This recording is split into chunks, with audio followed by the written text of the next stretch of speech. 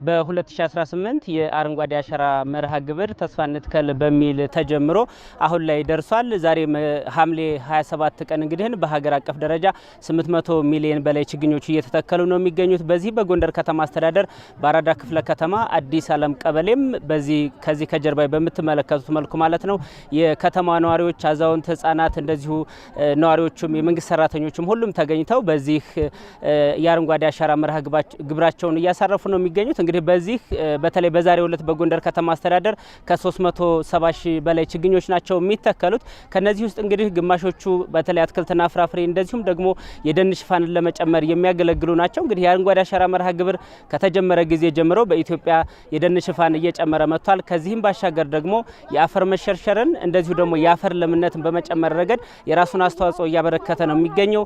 ከዚህ ባሻገር ደግሞ በተለይ ደግሞ ለወጣቶች የስራ እድል በመፍጠርም እንደዚሁ የራሱን አስተዋጽኦ እያበረከተ ይገኛል። ከዚህ በተጨማሪ ደግሞ በተለይ ለአትክልትና ፍራፍሬ ከፍተኛ የውጭ ምንዛሬ ይወጣል በሀገር አቀፍ ደረጃ። ይህንን ደግሞ በማስቀረት ረገድ የራሱን ድርሻ እያበረከተ ነው የሚገኘው ማለት ነው። ይህ የአረንጓዴ አሻራ መርሃ ግብር ችግኝ ተከላ ማለት ነው።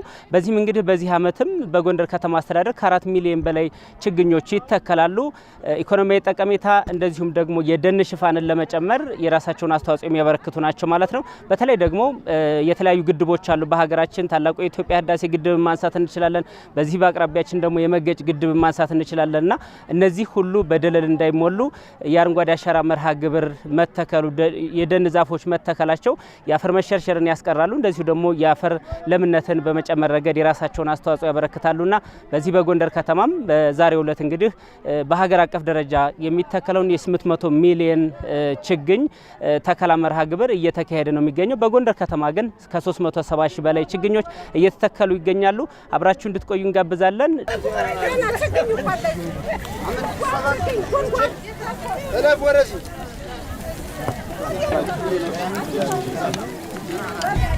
ቁጥር ሰጣችኋት ነው የምትሄዱ።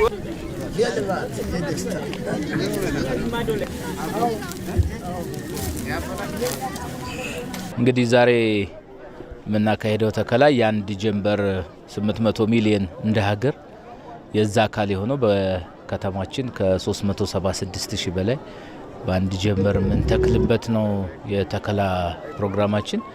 ለአረንጓዴ ኢትዮጵያ ተስፋን እንትከል በሚል እንግዲህ ያለፉት 2 ወራት ስንተክል ነው የቆየ ነው። እንደኛ ከተማ ከ4.3 ሚሊዮን በላይ ችግኞችን ተክለናል።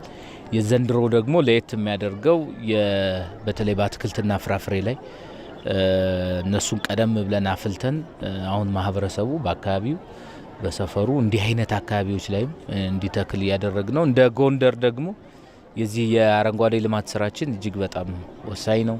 ጎንደር እንግዲህ እንደ አቀማመጡ እንደምታውቁት ቶፖግራፊው ወጣ ገባ ያለም በመሆኑ የአፈር መከላት በየጊዜው በጣም ወደ ወንዞቻችን የሚሄዱ አፈሮች በጣም አካባቢውን በማራቆት ከፍተኛ ችግር ሲያደርሱብን የኖረ ነው።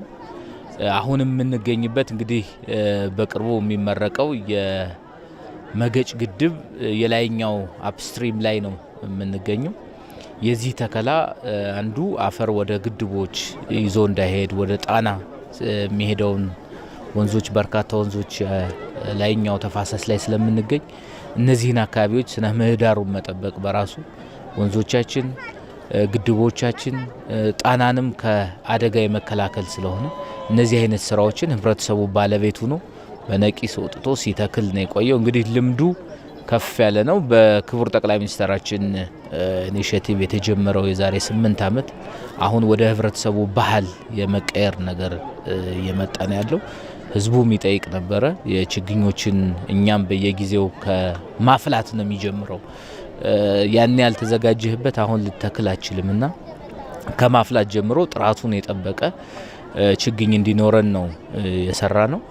ህዝቡም እንግዲህ ተንከባክቦ ችግኝን ወደ ዛፍ መቀየር ነው መስራት የሚገባን። አሁንም የላስቴርም የተከልናቸው ከዚህ በፊት የተከልናቸው ችግኞችን የመጽደቅ ምጣኔያቸውን አረጋግጠናል። ከ80% በላይ ነው።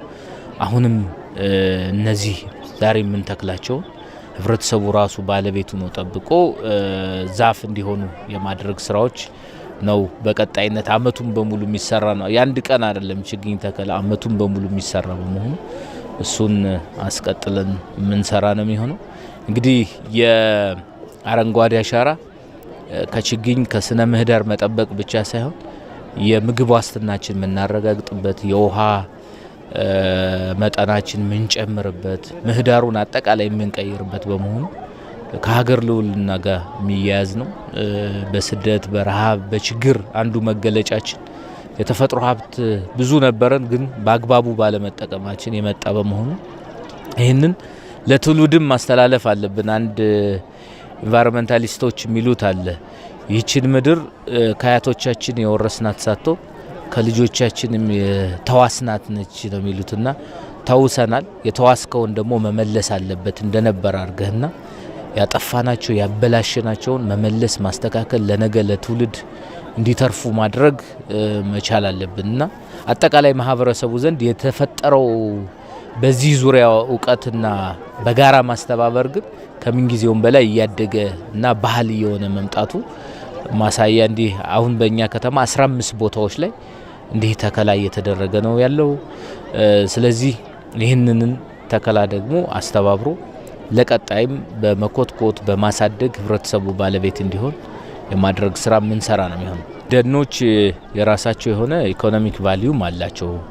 ከስነ ምህዳሩን ከመጠበቅ የአፈር የውሃን ከመጠበቅ በተጨማሪ ኢኮኖሚክ ቫልዩ አላቸው። አሁን ከኋላ የምናቸው አይነት ቦታዎች ላይ ወጣቶች በተለይ በንም ማነብ በምን ስራ እንዲሰሩ ትልልቅ ቦታዎች ላይ ስራ የተጀመሩ አሉ። እነሱን ማጠናከር መስራት ይጠበቅብናል። እነዚህን ማሳደግ እነዚህን አትክልት ፍራፍሬ ህዝቡ በራሱ ባለቤት እንዲሆንባቸው ራሱ ተንከባክቦ አሳድጎ ራሱ እንዲጠቀምበት ማድረግ ያስፈልጋልና እንደሱ ሲሆን ባለቤት እየሆነ ልምምዱን ወደ ቤቱም ይዞት ጭምር እንደሄድ ነው። አንዳንዱን ጫካ ላይ ብቻ ምንጥለው ሳይሆን ወደ ቤቱም ወስዶ ጫካ ከተማ መፍጠር አለብንና በየአካባቢው ባለችው ስፔስ እንዲተክል ጭምር ነው ዘንድሮ ያሰራጨ ነው። ቤት ለቤት ጭምር ሰዎች በአካባቢያቸው ጠዋት ሲነሱ ውሃ ጠጥተው የሚያሳድጓት ችግኝ አትክልት መኖር አለበት ብለን እንደዛም ሰርተናል።